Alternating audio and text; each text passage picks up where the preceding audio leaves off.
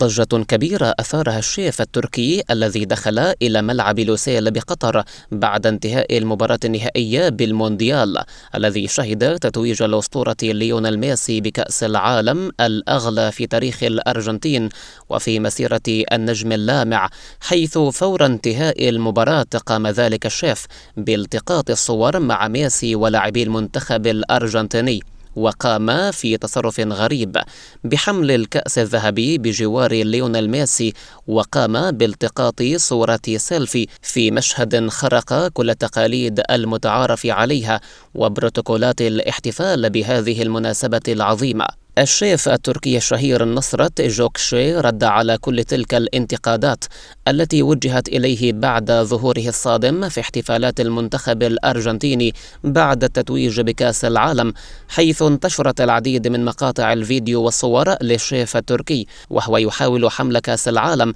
والتقاط الصور مع نجوم المنتخب الأرجنتيني وعلى رأسهم ليونيل ميسي. الشيف التركي قرر الرد على ذلك كله عبر نشر مقطع فيديو يقابل فيه ميسي في أحد مطاعمه في العام 2018، حيث شوهد ميسي وهو يصافح ذلك الشيف التركي، ووقف الثنائي لالتقاط صورة مع نجم الوسط الفرنسي بول بوغبا.